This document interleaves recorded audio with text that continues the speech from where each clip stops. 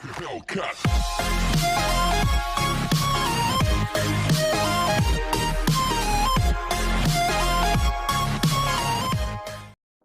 इस वीडियो में हम जानेंगे कि आखिर ज़िक के पास ओडियम गियर कहाँ से आया और कियोमी का मकसद क्या है। तो बिना किसी देरी के चलो शुरू करते हैं। तो आज के एपिसोड का नाम है अ साउंड आर्गुमेंट। तो एपिसोड 10 की शुरुआत वहीं से शुरू होती है जहाँ पे पिछला एपिसोड ख़त्म हुआ था और एरे मिरर के सामने फाइट बोलता है और तभी हांजी आती है पीछे से और वो कहती है तुम बार बार फाइट क्यों बोल रहे हो। और हांजी एरेन के हेयर स्टाइल की तारीफ़ करती है और एरेन गुस्से में कहता है कि तुम्हें क्या चाहिए। और हांजी कहती है कि मुझे यकीन है कि तुम हिस्टोरिया को कभी भी आज नहीं आने दोगे। और फिर हमें 2 साल का पहले का सीन दिखा जाता है जिसमें कि एंटी मार्ली वॉलंटियर्स आते हैं 1 साल बाद। येलेना कहती है एरेन से कि मुझे तुम्हारे साथ काम करने में मुझे बहुत खुशी होगी। और लिवाई कहता है कि बस ज़्यादा पास मत आओ, तुम मुझसे बस देख सकते हो। तो अब क्योंकि पैरिस का खुद का पोर्ट बन चुका है तो इसलिए अब हिजुरु देश से कियोमी आजुमा भी तो आ चुकी है, जो कि हमने उसे पार्टी में देखा था जब ओडो ने उसके ऊपर ड्रेस पर वाइन गिराई थी, तब उसने उसकी जान बचाई थी। और वो एलियंस को उस नज़र से नहीं देखती जिस नज़र से बाकी सब देखते हैं।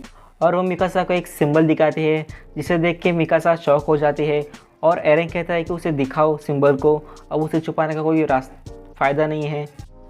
मिकासा कहते हैं कि मेरी माँ ने मुझे ये सिंबल पास किया वो मरने से पहले और कहा कि तुम्हारे बच्चों को भी ये पास करो।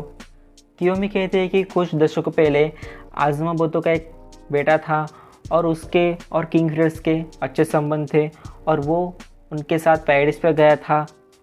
और जब द ग्रेट टाइटन वॉर ख़त्म हुई तब उसके बाद कुछ कन्फ्यूजन के कारण शोगन के वारिस वहीं पे रह गए उस आइलैंड पे। और तुम हमारी आखिरी उम्मीद हो और तुम देश को ही चला सकती हो।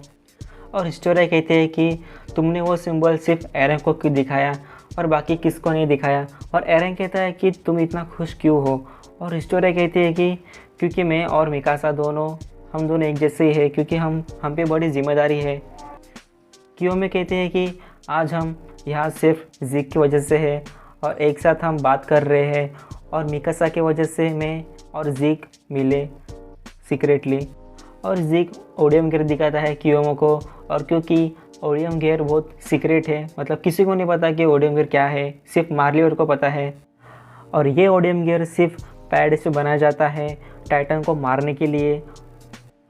और ये ओडियम गियर वही है जो कि ज़िक ने लिया था माइक से जब वो सीज़न 3 में अपीयर हुआ था पहली बार बीस्ट टाइटन के रूप में। और वो कियोमी को देता है ज़िक, और वो कहता है कि इसे चलाने के लिए एक फ्यूल की ज़रूरत है जो कि सिर्फ पैरिस के खदानों पे है और उसे आइसबर्न स्टोन कहा जाता है। और कियोमी कहती है कि ऐसा रिसोर्सेस मिलना बहुत मुश्किल है और सबको पता चलता है कि वो सिर्फ पैसा कमाने के लिए आई है और उसे सिर्फ पैरिस की रिसोर्स की ज़रूरत है और कुछ नहीं।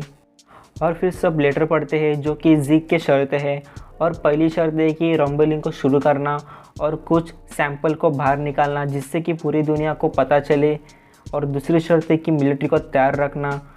और तीसरी और आखिरी शर्त है कि द फाउंडिंग टाइटन और द टाइटन जिसके पास रॉयल ब्लड है उसे जनरेशन टू जनरेशन पास करना होगा। और 13 साल ख़त्म होने से पहले उसे खूब सारे बच्चे पैदा करने पड़ेंगे। और हिस्टोरिया कहती है कि मैं ही बीस्ट टाइटन को इनहेरिट करूँगी। और इसमें एरेन खड़ा होता है और वो कहता है कि हमें और थोड़ा वक्त चाहिए, अब बहुत ख़तरा है रंबलिंग को शुरू करना और इसलिए हमें थोड़ा और वक्त चाहिए, दूसरा रास्ता होगा। हांजी कहती है कि मैं भी इसके ख़िलाफ़ हूँ, पर मुझे ये समझ नहीं आ रहा कि तुम अकेले क्यों गए और हमारी जान तुमने दाव पे क्यों लगाई, क्या तुम्हें हिस्टोरिया की फ़िक्र नहीं है। और एरेन इसमें कहता है कि मैंने द वॉर हैमर को खा लिया है, जो कि उसकी पावर है कि वो उसके हार्डिंग एबिलिटी से कुछ भी बना सकता है। इसका मतलब कि ऐसा कोई जेल नहीं है जो कि मुझे रोक सके एरेन और वो कहता है कि मैं यहाँ से कभी भी निकल सकता हूँ जब भी मैं चाहूँ, और वैसे भी मेरे पास अब फाउंडिंग टाइटन है और तुम मुझे नहीं मार सकते और ज़ीक को भी तुम नहीं मार सकते। और एरेन बोलता है हांजी से कि तुम क्या करोगी, तुम्हारे पास कुछ है कहने के लिए। और तभी एरेन ट्रांसफॉर्म होने की कोशिश करता है और हांजी उससे डरती है और अगले सीन में हमें हिस्टोरिया दिखाई जाती है जो कि वो फार्म में है और वो घर के बाहर बैठी हुई है और वो प्रेग्नेंट है। और अगले सीन में हमें कुछ सोल्जर दिखाए जाते हैं और एक सोल्जर कहता है कि हिस्टोरिया इससे बचने के लिए वो प्रेग्नेंट हो गई ताकि वो टाइटन ना बने इसलिए। और हमें पता चलता है कि वो उसी गांव का है जो कि हिस्टोरिया रहती थी और जहाँ पे वो लोग होते हैं वहाँ पे मार्ली एक काम कर रहा होता है और निकोलो भी वहाँ होता है और वो ग्रीस को वाइन देता है और इधर सब ट्रेन की पटरी बनाने के लिए काम कर रहे होते हैं। और जिंग कहता है कि ये सब एरेंग का आइडिया था और हम इधर आइलैंड को डेवलप करें और अपनी ताकत भी बढ़ाएं। और इसमें लेवाई कहता है कि तुम कितने बड़े हो गए हो। और हांजी कहते हैं कि अब कोई फ़ायदा नहीं है और क्योंकि अब हिज़ुरो नहीं मान रहे हैं, उन्हें ज़्यादा समय नहीं चाहिए और उससे ज़्यादा उन्हें पैराडाइस के रिसोर्सेज की चिंता है और इन्हें वही चाहिए। और एरेंग कहता है कि तो इसका मतलब हमें रंबलिंग को शुरू करना पड़ेगा और हिस्टोरिया को सेक्रीफाइस करना पड़ेगा टाइटन बनने के लिए। और आर्मिंग कहता है कि उन्होंने मान भी लिया कि हम लोग डेविल से बिना किसी कारण के और उन्हें नहीं लगता कि शांति होनी चाहिए। और मिकासा कहती है कि शायद उन्हें नहीं पता। और इसमें हांजी कहती है कि तो चलो मिलते हैं उनसे और बात करते हैं और शायद इसी से ही एरेंग को आइडिया आया होगा। और एरेंग कहता है कि मेरे पास सिर्फ 5 साल बचे हैं और हम में से कौन मेरा टाइटन लेगा वो डिसाइड करना पड़ेगा जल्दी ही। और मिकासा कहते हैं कि मैं करूँगी टाइटन की इनहेरिट, पर एकरमैन क्या है वो हमें नहीं पता और सब लोग बोलते हैं कि मैं करूँगा। और इधर एरेंग कहता है कि तुम में से कोई नहीं करेगा मेरा टाइटन को इनहेरिट क्योंकि तुम मेरे लिए बहुत ख़ास हो और तुम ज़्यादा साल जियो, ये मेरी इच्छा है। और फिर हमें प्रेजेंट का सीन दिखाया जाता है जिसमें कि जिंग कहता है कि हमें अभी तक ये नहीं पता कि आखिरकार जिग का प्लान क्या है और एरेन का प्लान क्या है। और कॉनी कहता है कि क्या वो हमारा एरेन लगा था, मुझे नहीं लगा वो हमारा एरेन था। और कॉनी कहता है कि इसका हमें कुछ तो करना पड़ेगा। और मिकासा कहते हैं कि मैं तुम्हें ये करने नहीं दूँगी। और वो कहते हैं कि एरेन को हमारी फ़िक्र है, तुम्हें पता है ना। और जिंग कहता है कि उसने आर्मी को कहा कि पोर्ट को डिस्ट्रॉय करो और कितने लोग मारे गए, कितने लोग की जान गई और तुम्हें भी इसमें शामिल किया उसने। कॉनी कहता है कि जब साशा मरी तब एरेन ने क्या किया, कुछ नहीं किया, ना ही वो रोया और ना ही उसे पछतावा था, वो बस हंस रहा था।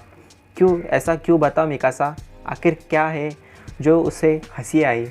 तुम्हें सब कुछ पता है ना उसके बारे में, तो बताओ मुझे ऐसा क्यों किया उसने। आर्मिन कहता है कि मैं और मिकासा बात करेंगे उससे और हम पता करेंगे कि उसका गोल क्या है। और जिंग कहता है कि क्या हो अगर जिग का भी वही गोल हो, प्लान हो जो कि एरेन का है। तो पैराडाइस के पास अभी टाइटन सीरम होने के कारण आर्मिन कहता है कि हमारे पास अब टाइटन सीरम है और हमारे पास ऑप्शन भी है जिससे हम उसका टाइटन किसी अच्छे को दे जिस पे हम भरोसा करें। और इधर जंगलों में मिलिट्री सोल्जर रुके हैं जो कि वाइन पी रहे होते हैं और उसके साथ जिग भी है और लिवाई भी होता है। और इसमें एपिसोड ख़त्म हो जाता है। तो अगर आपकी वीडियो पसंद है इसे लाइक कीजिए, सब्सक्राइब कीजिए। तो मिलते हैं अगले एपिसोड की वीडियो में।